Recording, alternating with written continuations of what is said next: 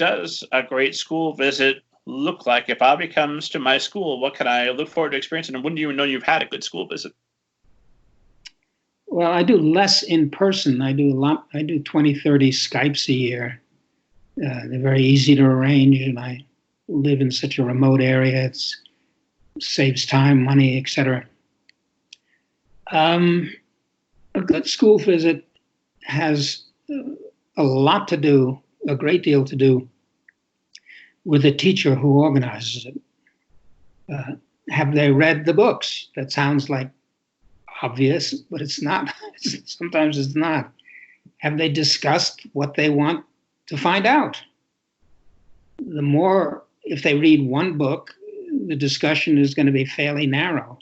If they've read 10 books and different kids have different favorites, you can get into a real chat with them.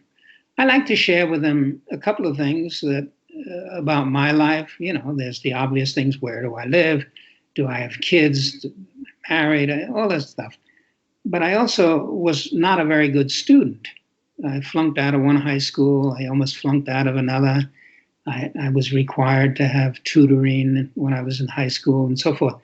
And I have some of my high school papers which are marked up by teachers who are pretty caustic and critical of my writing. And I share that with students.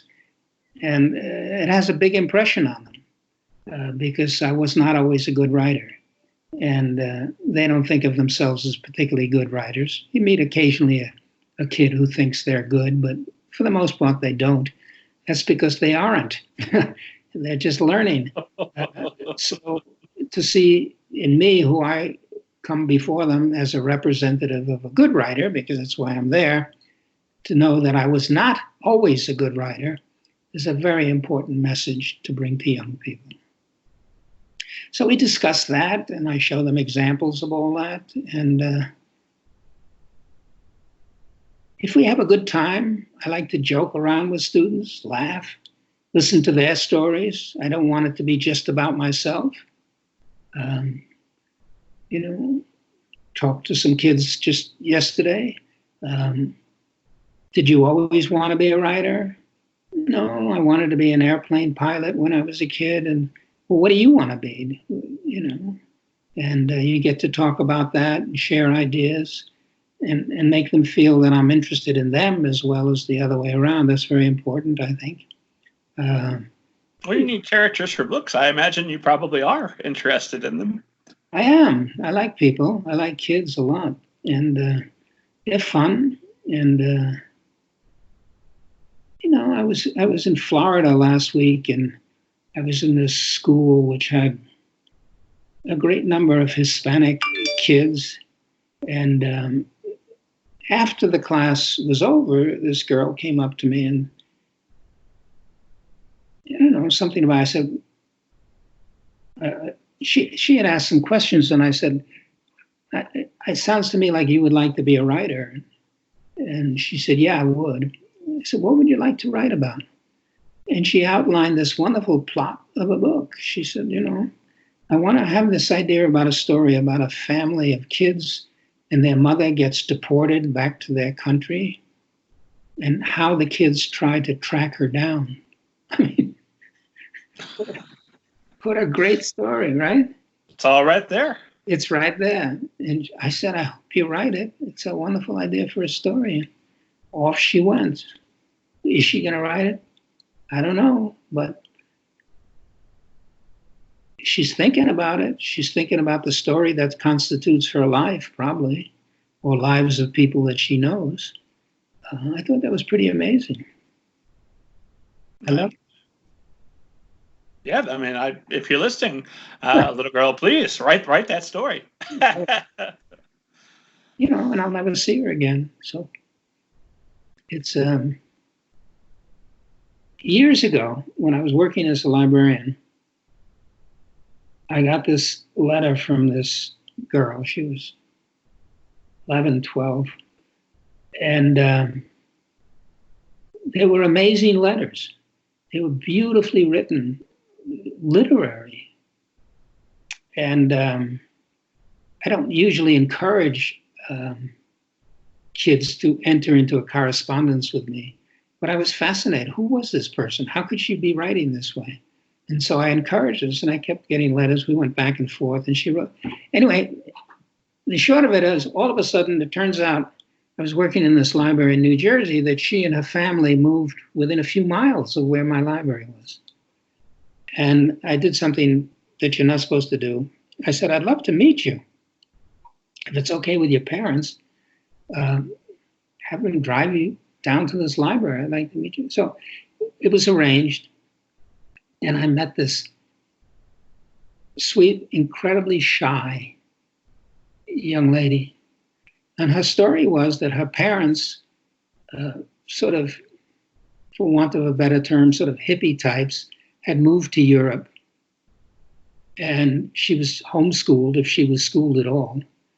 But her education seemed to be, she would go wherever they would go. She would search out an American library. In those days, they used to be. And she would get English language books, and she would read them. This great skill of letter writing derived entirely from reading books. Anyway, we talked, and she was too shy, and in truth to tell, she wasn't that interesting.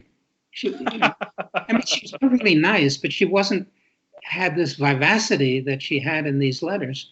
Anyway, we continued some correspondence, and her family then settled in Ohio, and she started to go to high school. And her letters changed. They became full of cliches. They became dull and uninteresting, and then she faded away. She was getting an education, but it was killing her skill as a writer. It was so sad, and yet perfectly ordinary and believable. And then the other day I found these letters, 20, 25 years ago, and I wondered, did she become a writer? And, on the internet, I looked up her name. Now, of course, she could have changed her name or something in 25 years. There's no record of her ever. I don't know what happened to her. But anyway, there's a little bit of Tory in her, who gets her language and her vivacity from reading books. And I guess I was thinking of her a little bit in that context. Well, follow up, quick etiquette question, because I get this, and I'm just a blogger, podcast guy. You must get this times a million. People, adults and children, who want to write with you and correspond with you on a regular basis and say, please read my rough draft, please give me writing advice. And if you did all of that, I imagine you wouldn't be able to find time to write your next book. So how do you politely decline and cut those things short when you're not interested? I have some stuff on my own website about tips for writing, and I refer people to that. But actually, I get relatively few of that. Occasional. I don't like to read kids' letters, manuscripts and I tell teachers this. There's a very, very specific reason. Let's say the work is dreadful, but it's the first thing the kid has ever really sat down to write. Why would I want to criticize that? It would be horrible and destructive, right?